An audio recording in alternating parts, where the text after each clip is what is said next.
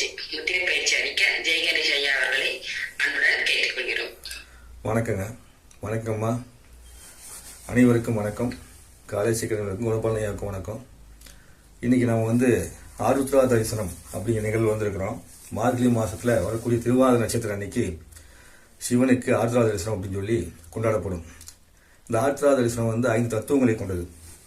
அந்த தத்துவம் என்ன அப்படின்னா, முதல்ல நமக்கு இருக்கக்கூடிய தீமையை சிவன் அழிப்பார். அழிச்சு நம் கர்ம வினைகளை மறைபொருளாக மறைச்சு வைப்பார்.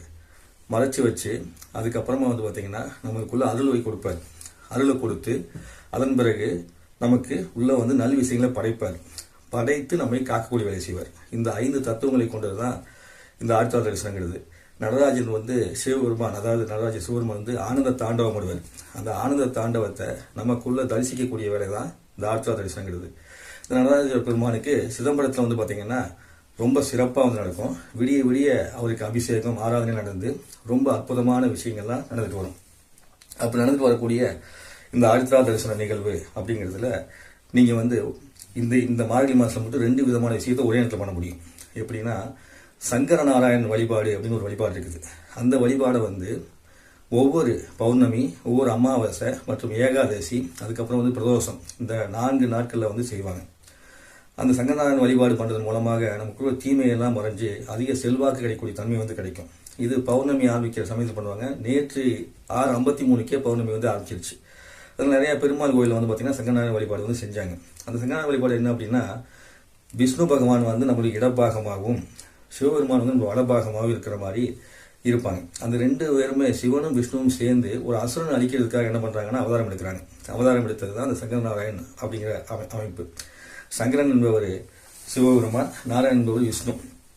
இந்த இடத்துல எப்போதுமே சிவன் கூட அர்த்தநாரீஸ்வரர், அதாவது சிவனும் பார்வதியும் சேர்ந்துதான் ஒரே உருவமா இருப்பாங்க. அப்படி இருக்கிறப்போ வலது பக்கம் யார் இருப்பாங்க, சிவனும் சக்தியும் சேர்ந்து ஒரே உருவமாகவும், இந்த பக்கம் விஷ்ணு இருக்கும்போது 3 பேருடைய இணைவும் கிடைக்கக்கூடிய அமைப்பு சங்கரநாராயண வழிபாடு. அப்போ பௌர்ணமி இன்னைக்கு இருக்கிறதுனால நீங்க சங்கரநாராயண வழிபாடையும் சேர்த்து பெருமாள் கோயில் போய் வணங்கிக்கலாம். அதுக்கப்புறம் ஆருத்ரா தரிசனத்தையும் சேர்த்து வணங்கும் போது நமக்குள்ள இருக்கக்கூடிய விழிப்பு நிலையில விஷ்ணுவோடைய ஆதிக்கமும், அதுக்கப்புறம் சிவனோட ஆதிக்கமும், சக்தியோட ஆதிக்கமும் மிக பிரம்மாண்டமா கிடைக்கிறதுக்கான ஒரு வாய்ப்புங்கிறது சிறப்பாக இருக்கக்கூடிய மார்கழி மாதத்துல இந்த திருவாதிரை நட்சத்திரம் அன்னைக்கு வரக்கூடியது. அந்த திருவாதிரையில பாத்தீங்கன்னா காய்கறிகள் எல்லாம் போட்டு களி செய்வாங்க, திருவாதிரை களின்னு சொல்லி. அந்த களியை சாப்பிட்றதுனால என்ன ஆகும்னா, நமக்குள்ள இருக்கக்கூடிய களி, அதாவது களிப்பு அப்படிங்கிறது இந்த ஞானத்துக்கான விழிப்பு, அதை கொடுக்கக்கூடிய தன்மை கிடைக்கும். அதனால திருவாதிரை களிங்கிறது ரொம்ப ரொம்ப விசேஷமானது. நோய் நொடிகள்லாம் நீக்கி ஆரோக்கிய தன்மை அதிகமாக கொடுக்கும்.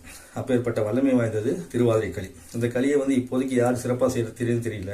ஆனால் அந்த மாதிரி சிறப்பாக செஞ்சீங்கன்னா அந்த ஒரு களியை தின்றாலே கல்லுண்ணாமலும் களிப்புலான்னு சொல்லுவாங்க இல்லையா. அதாவது களிப்புனா சந்தோஷம், ஆனந்தம், பேரானந்தம், பிரம்மாண்டமான இறையில் கொண்ட ஆனந்த தாண்டவம், அதை அனுபவிக்கக்கூடிய விஷயத்து தான் அந்த களியை உண்டு. அதுக்கப்புறம் சிவனை வணங்குவாங்க.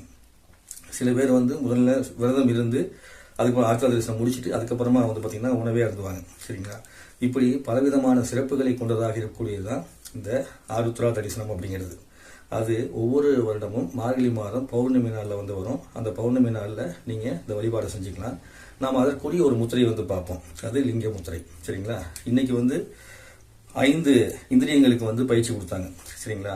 அப்ப அந்த 5 இந்திரியங்களை நீங்க நினைச்சுக்கிட்டு இந்த லிங்க முத்திரையை வச்சு செய்யலாம். எப்படின்னா, இப்படி இது பீடம் மாதிரி, கை பீடம், மேல இருக்கக்கூடிய அந்த லிங்கம் இப்படி வச்சுக்கிறீங்க. இப்படி வச்சுட்டு கட்டவலை மாதிரி வச்சுக்கிறீங்க. வச்சிட்டீங்கன்னா இது லிங்க முத்திரை. சரிங்களா. இப்படி நம்ம வைக்கக்கூடியது லிங்க முத்திரை தான். இதுல சிவலிங்கம், சக்திலிங்கம் சொல்லி நம்ம மாத்தி மாத்தி வைக்கலாம். சரிங்களா.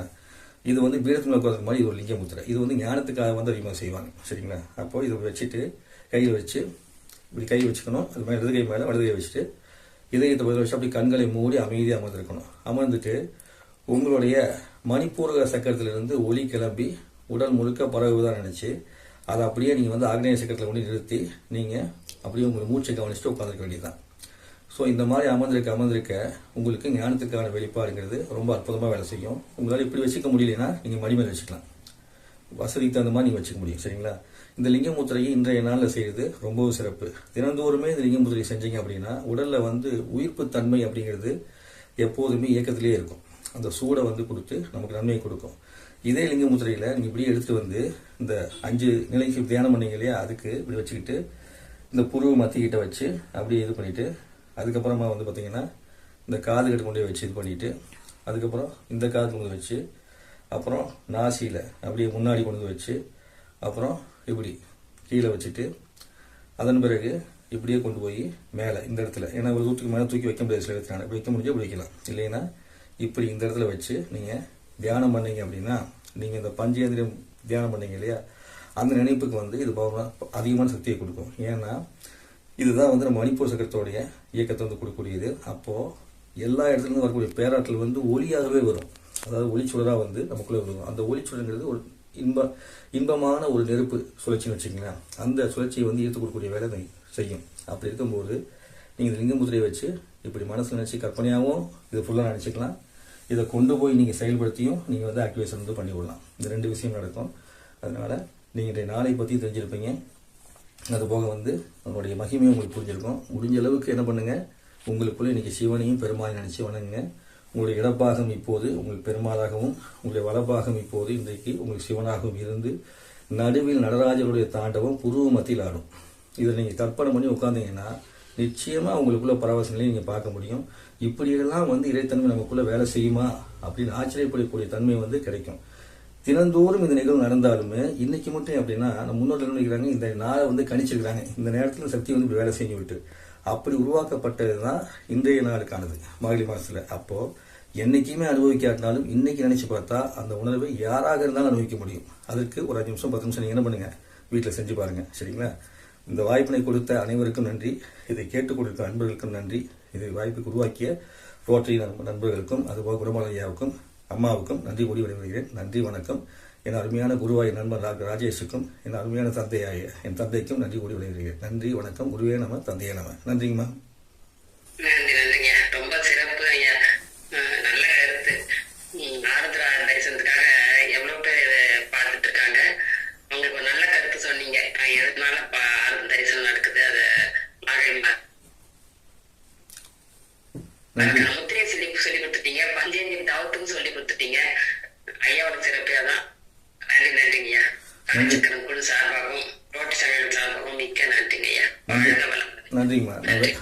சில விஷயத்த வந்து வேகமாக சொல்லிட்டு போவேன். ஏன்னா நிறைய விஷயம் சொன்னது உங்களுக்கு குறித்த நேரத்துக்கு கொண்டு சேர்ந்துங்கிறதுக்காக. அதனால தான் வீடியோவும் போட்டு பதிவிடுறேன். நான் வேகமாக சொல்லக்கூடிய விஷயத்தெல்லாம் மறுபடியும் வீடியோவில் பார்த்து இதெல்லாம் நீங்கள் நோட் பண்ணி வச்சுக்கோங்க. என்னைக்காவது வாய்ப்பு அடிச்சுன்னா நோட் பண்ணி விஷயத்தை கேள்வி கேட்கும்போது நான் பதில் சொல்லலாம். சரிங்களா? நன்றிங்கம்மா.